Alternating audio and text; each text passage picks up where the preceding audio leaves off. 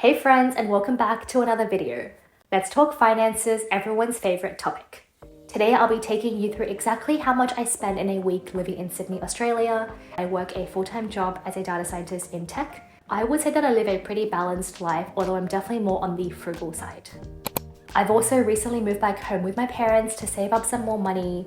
I am aware that living at home can be such a privilege and definitely not possible for everyone, and it's something that I'm super grateful for, and it's really helped my finances. I do cover some bills and groceries, but it's nothing compared to the rent that I would have to pay every single week. Let's get straight into what I spend. Starting off the week with Sunday, I had a super lazy day in the morning and I only woke up at 10:30. I made myself a quick cup of coffee in the morning before heading over to the gym and doing some strength training. My gym membership cost me $35.70 per week, and it includes unlimited gym access as well as 3 Pilates classes per week. This is one of my newest expenses as I recently came across a pretty good deal and I decided to invest further into my own health and fitness rather than just rotating between different Pilates studios like I was doing before. I then had Korean barbecue buffet for lunch and my portion came to $47.50. The restaurant was doing a 5% cash discount, so you bet I'm paying with cash to avoid copying an additional 2% card surcharge on top.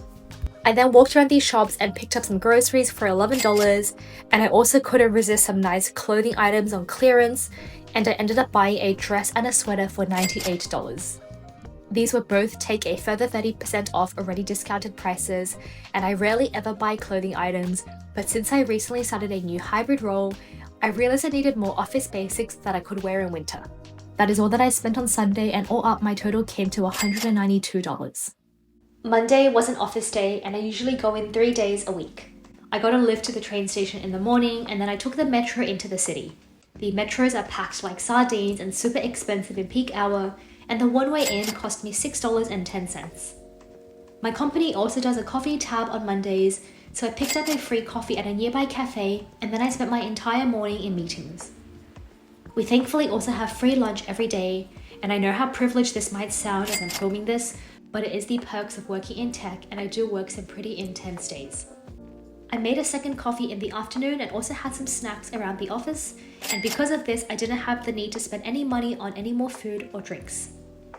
My afternoon was incredibly busy and I was stuck on multiple working calls with stakeholders and also putting together docs for executive meetings later on that week. I left the office around 6 p.m. and took the bus home. Again, this cost me $6, and one of the perks of moving back home is having a home-cooked meal waiting for you at home, as well as a doggy who wants lots of belly rubs. I then went to the gym in the evening, and that was already included in my gym membership, bringing my Monday total to just $12.10. Moving on, Tuesday was another office day, so the same commute in the morning cost me another $6.10. Now, there was no coffee tab this day, so the coffee machine it is. I pretty much only buy a coffee now when we have a coffee tab, and I will just abuse the coffee machine in the office every other day. We had free lunch as usual, and again I ate with my co-workers in the kitchen. Today was a super healthy salad and it definitely wasn't enough for me, so I snacked on some more tiny teddies and also a protein yogurt. I again had a super busy day. My Tuesdays are pretty much full of meetings in the mornings, and in the afternoon I'm trying to get through as much work as I can. I left the office at around 6:30 this day, and luckily for me, the Opal machine on my bus was broken, so this means a free ride home, so technically I saved $6. By the time that I got home, I was so exhausted from my long day, and I spent the evening playing with my dog and watching some YouTube videos, bringing my Tuesday total to just $6. The next portion of this video includes paid content sponsored by Moomoo AU AFSL 224663. Now, earlier this week, the stock market dipped, so I took the time to top up on one of my favorite ETFs, VGS. I actually had a goal at the very beginning of this year to invest $60,000 into the stock market. I know this is pretty ambitious, but I'm not paying rent right now, and what better time to be more aggressive with my investments than now? I try to buy in on every market dip, as the stock market always recovers in the long run. Just look at its performance over the past 20 years. I bought my VGS through Moomoo, who are kindly sponsoring today's video. If you've never heard of them before, they are a brokerage platform that makes investing simple and accessible, even if you are just getting started. With Moomoo, trades start from just $3 for Aussie stocks, and as low as 99 US cents for US stocks, excluding third-party and foreign exchange fees. And honestly, it's one of the most affordable platforms I have ever come across. Within Moomoo, we can take a look at VGS's top holdings, performance over time, management fees, and compare it to different index funds like the S&P 500. And if I wanted to branch out, Moomoo also makes it easy to explore other ETFs like gold or high dividend funds, all within the same app. And once you've chosen your ETF, you can then set up a recurring investment which will regularly invest a set amount for you. And I love this because it is such a simple way to take advantage of dollar cost averaging. And I'm sure you've all heard the phrase, time in the market beats timing the market, which I never really believed until it was too late. Now I'm all about just buying in, staying consistent, and letting compounding do its thing. Moomoo also has a really great sign-on bonus right now, where you get up to 38 free fractional shares, as well as $0 brokerage on both US and Australian trades for your first 30 days. I couldn't recommend them more for anyone looking to get into investing. I'll have the link in my description box below so you can check them out for yourself. Anyway, my VGS top-up was $9,927, so we'll add that to Tuesday's total. Now Wednesday was my third and final day going into the office this week, bringing my morning commute to another $6.10.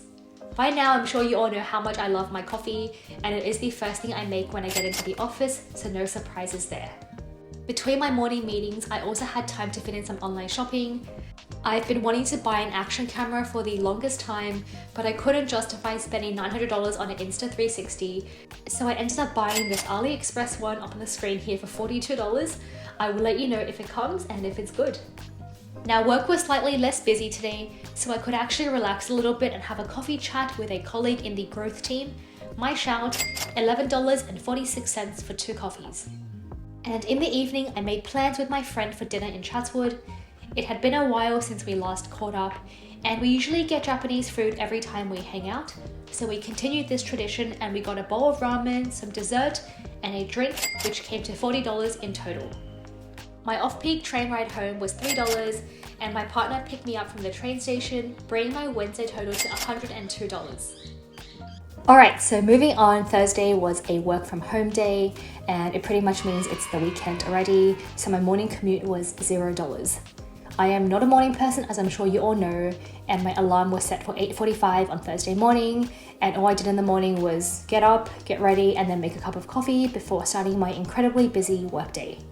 My entire morning was filled with back-to-back meetings and strategy calls, and I ended up filming 0 clips, so we're gonna skip straight to lunch. Now my dad had made a batch of cold wontons, which is a Shanghainese classic dish that's usually served with sesame paste or peanut butter and some vinegar and chili oil. I ate my lunch pretty quickly as I had to get to an interview with a candidate at 1 p.m. for a role that we are hiring for, and then I spent my entire afternoon in deep focus time trying to get through as much work as I could. After work, I had some quick dinner at home that my parents cooked before heading over to a Pilates class, which was already included by my gym membership. And then on my way home from the gym, I went over to the grocery store to get $31 worth of ingredients, and that is all that I spent on Thursday. Now Friday was another super busy day working from home, which meant I spent $0 on my commute. I ended up in so many back-to-back meetings and more strategy calls with stakeholders, aligning up on what was going to be released the week after. I had leftovers for lunch and I spent the entire afternoon in calls again. I wrapped up my final stakeholder call around 6 p.m. and then I made truffle pasta for dinner with the ingredients that I had gotten the previous day, so my total on Friday came to a lovely $0. Now moving on to Saturday, the final day of this week, I again had a Pilates class in the morning, which was already covered for by my gym membership, which includes 3 Pilates classes a week. I spent the rest of the morning at a few open homes before heading back home to try to make a burnt butter and sage gnocchi for lunch. Can you tell that I've been on an Italian kick? Now unfortunately, I used the wrong kind of potatoes and this actually didn't hold shape very well, but my family still ate it regardless. The afternoon was pouring rain, so I stayed at home and I just worked on some YouTube scripts before getting ready to head out at around 5 p.m. to drinks and dinner with my girlfriends. Now this was all the way over in Newtown, so I had to take a train and then a bus, which cost me around $7. I got 5 tacos and a drink for dinner, which came to a total of $38.60 before bearing the rain and trying to find a bar that had some space for us. Now, third time lucky, we spent the rest of the evening chatting over a $24 cocktail, and on our way home, we couldn't resist some EJ chips and garlic sauce. If you know, you know, for $6.50. and my friend kindly drove me home, so overall I spent $76 on Saturday. Alright, so this brings my weekly discretionary total to around $420, which is not bad given I spent $100 on clothing and also $50 on a camera. Now I know this is definitely a bigger week in terms of money that's actually left my bank account because of this investment, but I personally see it as money that's working for my future as opposed to money that I've spent. Anyway, that's all that I have for today's video. If you enjoyed it, please consider subscribing to my YouTube channel. And as always, take care, stay safe, and I will see you in my next one. Bye!